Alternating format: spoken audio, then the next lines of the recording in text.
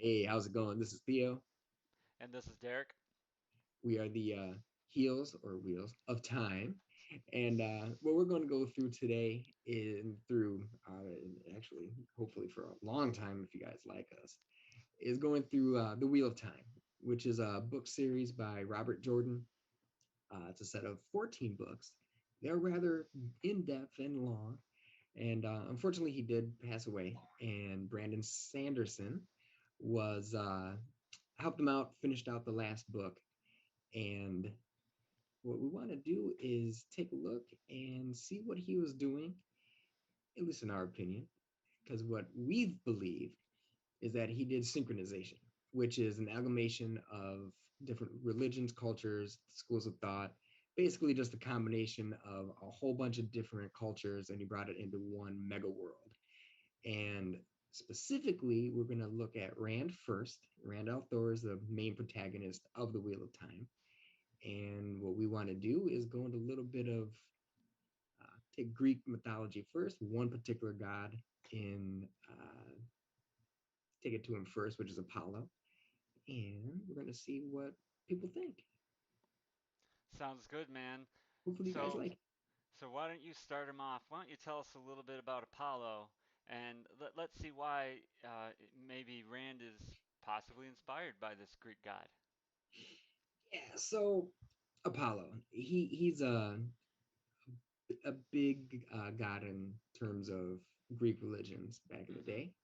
He was a patron saint of shepherds. Uh, All right.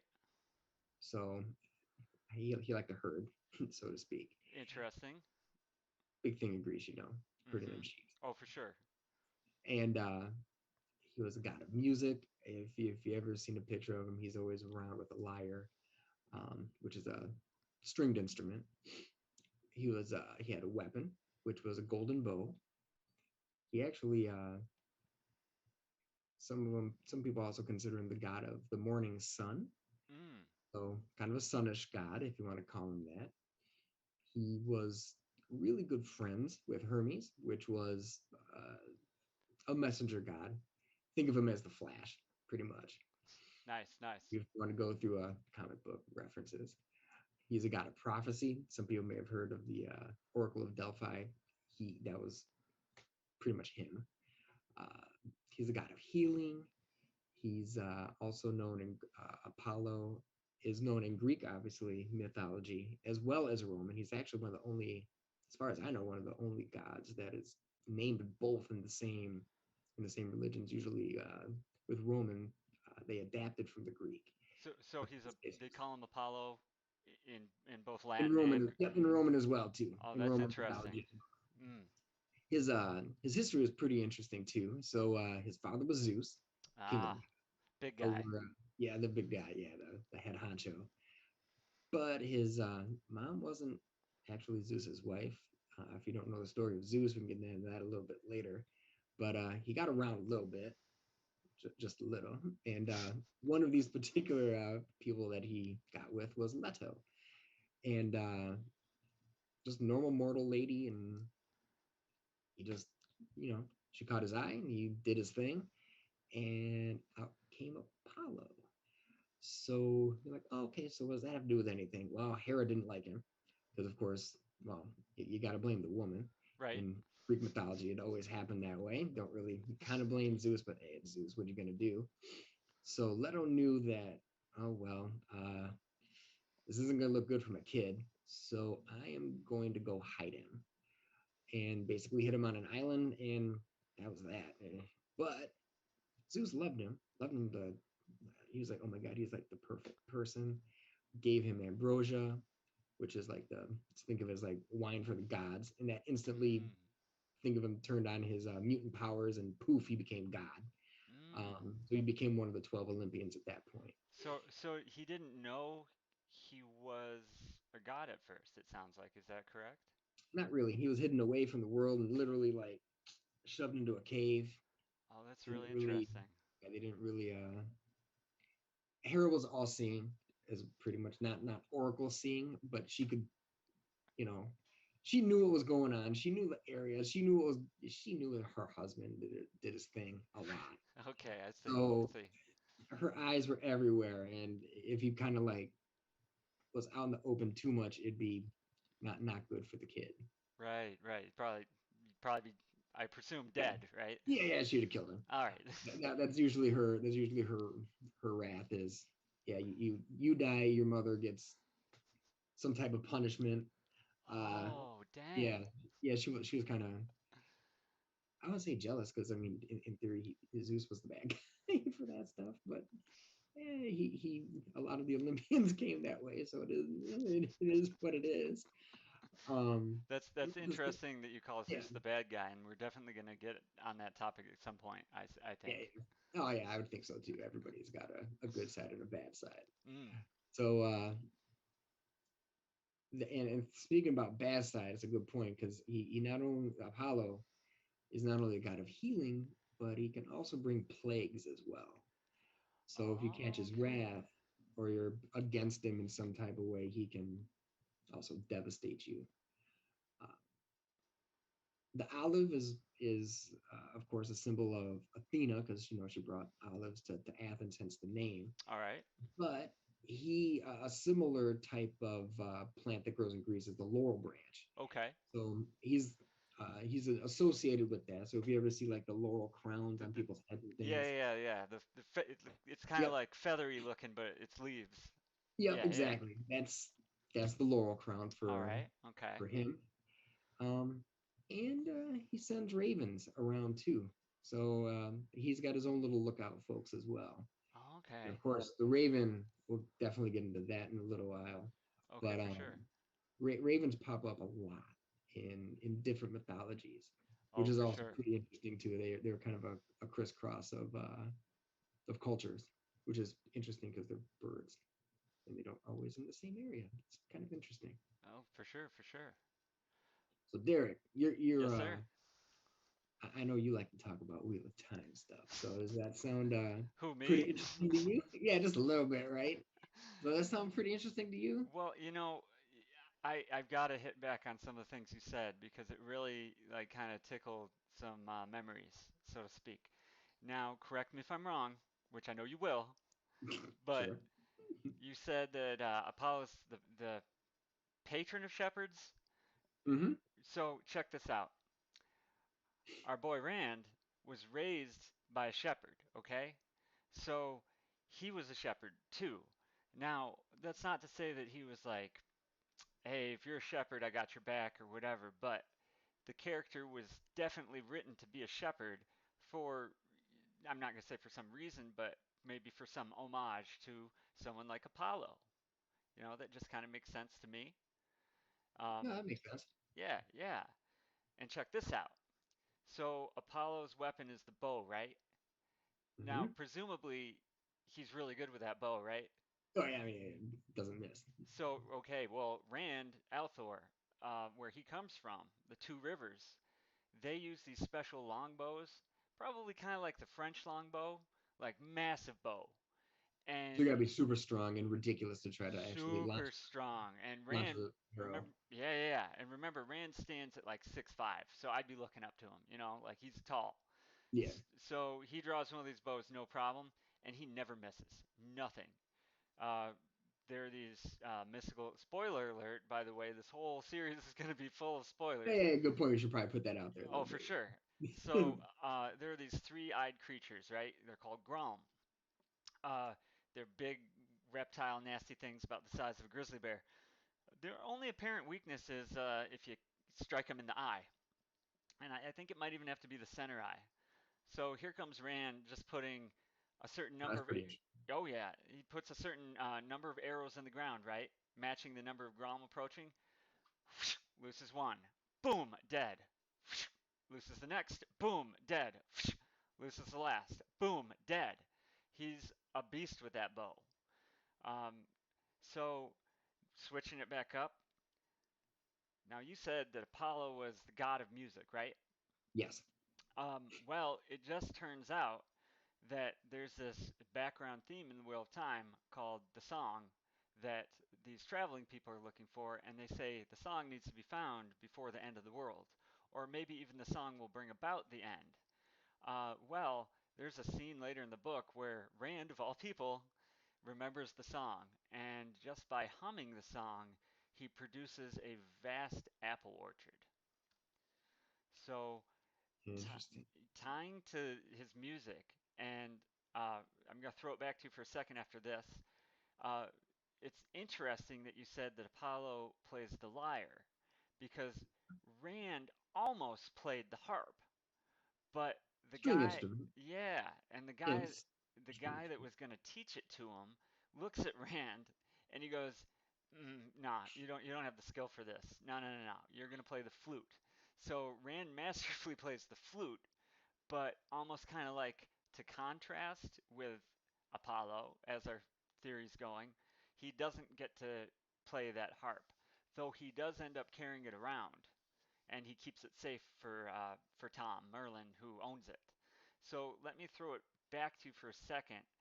I'm not trying to put you on the spot, but do you Mm-hmm. want to give us kind of that a quick and fast version of how Apollo came about his lyre? Well, like I said, he was friends with Hermes, who actually had it at first, Okay. and so they met in the I don't say they met in the fields, but they met in the fields, and I was like, oh, I kind of like that thing. Hermes was like, but it's mine. So they make a trade, and boom, then go magic, god magic. All of a sudden, he becomes the dude of music. So he wasn't like it officially at first. Mm, He didn't actually have the instrument like in his possession. It wasn't like birthed with it or anything like that, like magically given to him. right, It right. was actually by Hermes. And if you look at Hermes's staff, that was originally Apollo. So they just kind of like That flipped them. no, that's interesting. It's obviously not exactly the same, but we still see that Rand didn't start with music in his life. It wasn't until he was around like 19, 20 that Tom Merlin presented him with this flute and taught him. So that's kind of an interesting similarity. So moving on. Um, I I see that you have Apollo is sometimes associated with the morning sun, which, Mm-hmm. if we remember kindergarten, it rises in the east and sets in the west, The and that's West. every Yep. single day, no matter what part of the world you're in. Well, what's interesting about Rand is there's a prophecy about him, and the prophecy says that his name will be He who comes with the dawn. And when he finally satisfies this prophecy, he walks out of the eastmost city in all of the known world, with maybe some arguable exception. But as far as the scope of the book is concerned, he's marching out of the east, and he does this as the sun is rising behind him. So I think that's pretty compelling. That I would maybe think so too. coincidence or maybe something that was set on purpose to kind of, give us a trail to run down, right? A rabbit hole to follow. And on the back of that, I want to go back to what you said about Apollo being good friends with Hermes, because there's another character that we're going to get to. And this is a little teaser for another episode to come, but we believe very strongly that the character Matt Calthan might actually be Hermes. And if that is true, well, Rand is also very good friends with Matt in this story, which would again be that association of friendship.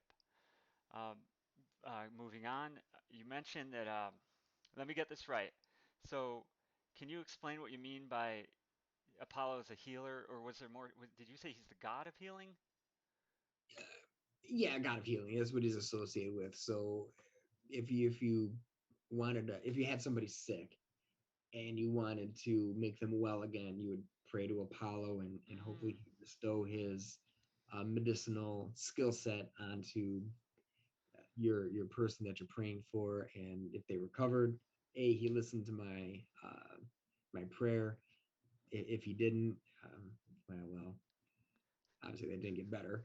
well, But for sure, for sure. But yes, so he was one of the gods of healing And in that perspective. a part of like the prayer to Apollo, were there certain like you wouldn't have to go into any great detail, but I assume there was some miraculous healing going on that he could do, or was it more Sure. right, I mean, right, obviously for us, no. right? But back to the olden days, yes, if someone magically recovered, or oh, I'm praying to Apollo to so Derek becomes better again. And Okay, then someone all of a sudden was like, man, he sounds like he's got like some sickness thing, so let me drink this potion right, of right. things. You would drink the potion, and it wasn't like the doctor, but because the doctor got his power from Apollo, so it would Okay. be Oh, okay. Apollo's doing, not the Oh, doctor so the necessarily. so it's kind of like the doctors of medicine are like disciples of Apollo in a way. You could kind of say that. I mean, it's Oh, not as yeah. Okay. there.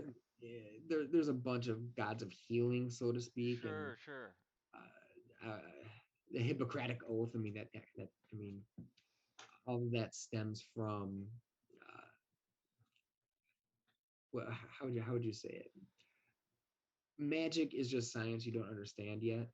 Right, right. No, I got you. I got you. So for them, all like medicine was magic. Sure, sure. So the things that happened to work they weren't lucky. They were done by a different being, a higher power, if you will. Right, right, right. And anything that came to fruition because of that was due to the intervention of a particular god that you worshiped, or did a prayer to, or something. Well, I got another one for you that you can kind of play around in your mind and examine. So in Randland, going back there, that's kind of the community's name for the Wheel of Time book series, like a catch-all for anything that happens in the Robert Jordan slash little bit of Brandon Sanderson world, right?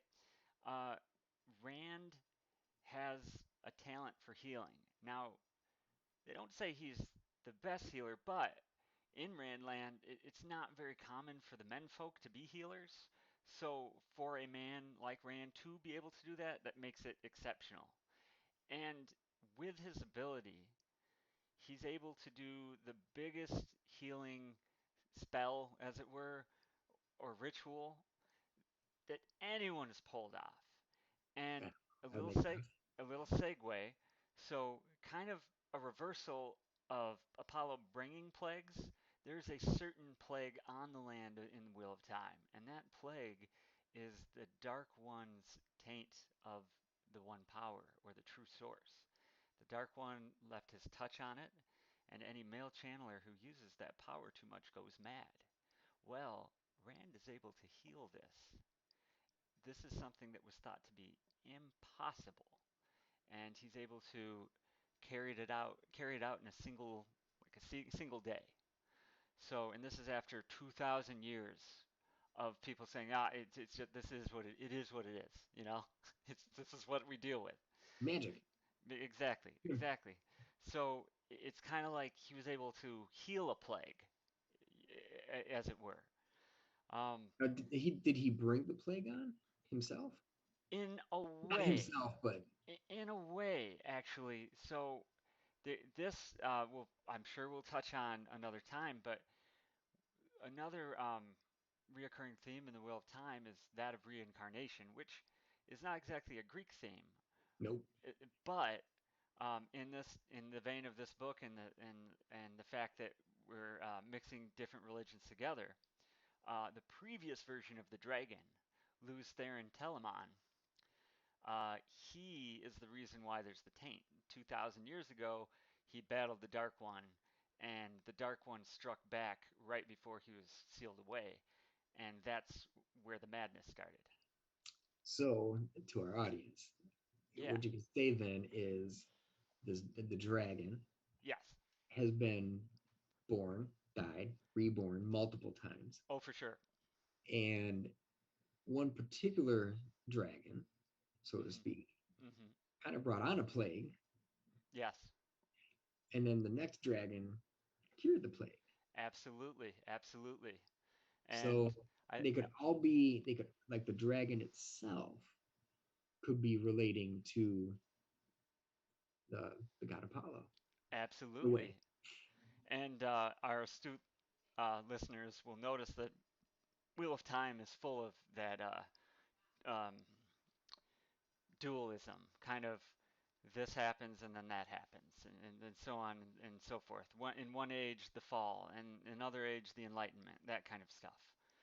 So, so moving out of that vein, going back to Apollo, you said that Apollo had to be hidden by Leto Yep. away from Hera.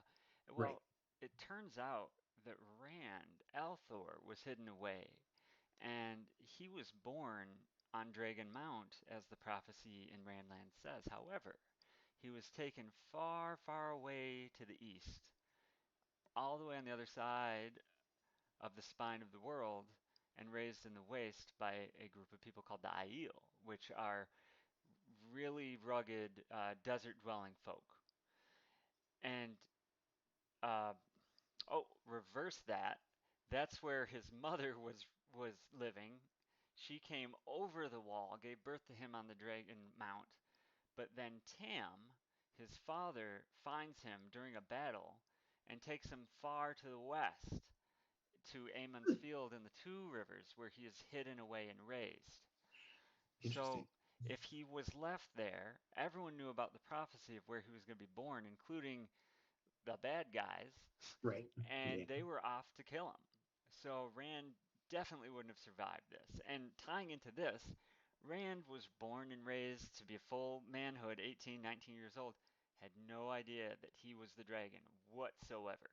He had no idea that he would have these powers, the ability to channel the one power. He had no idea that he'd be the fulfiller of prophecies. And which that reminds me of something else. You said Apollo's the god of prophecy, isn't he? Yep. And Rand 100%. fulfills more prophecies than anybody else in this series. One of the prophecies that we have is he's the savior of the world, but he also breaks the world. And that also reminds me of Apollo being a great healer, but also bringing about great plagues. So I really see a lot of similarities here.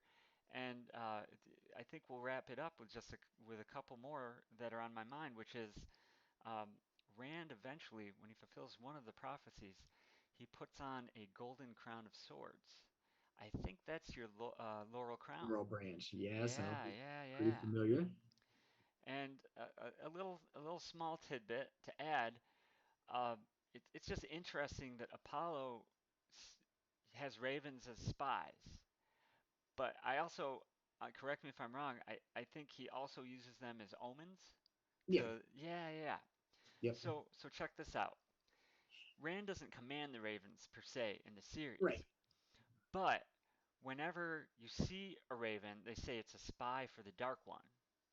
And that reminds me of what you said about, well, Greek gods are quite often not the nicest people. They're kind of associated with murder and Yeah, all death and kinds destruction death and, and and destruction. prosperity and good life. Yeah, So and dualism. yeah, yeah. So these ravens that are in Randland, they're associated with bad luck. So they're kill on sight. You see one, you get rid of it, or you get away. Because if they see you, then the Dark One knows where you are. So I just find that interesting. And let me just put this out to our audience. So, what do you think? Do you think Rand is Apollo? Do you think that Robert Jordan stumbled upon all these coincidences? Or do you think he was a really smart man, really did his research, and he really, really wanted to bring the world something special? And he was able to remind us in ways that of older traditions, bringing them to life in a newer age, so to speak. So I'm going to give the final word to you, Theo. Sounds good. Sounds good. So, as Derek said, is like definitely hit us up and let us know what you think. Um, this is the one of hopefully many of these coming out. So I want to reiterate, we're not saying that Rand is Apollo. We're Or are saying we? that maybe a little bit, but what we're posing is where do we think that Robert Jordan got his influences from, and how did he represent that within his books? And this is just one little aspect, little tip of the iceberg of how he was able to, or how we think he was able to combine so many cultures and so many different traditions into his characters. And it's not necessarily like Rand himself is Apollo. Some of the other characters also have some of these characteristics. There's a heck of a lot of different gods and traditions that we're going to go into throughout our series. And you're going to see some overlap and some crisscrossing. And we think it'll be interesting for you. We hope that you enjoy it. And let us know what you think. And until next time, we are the Heels of Time. Peace.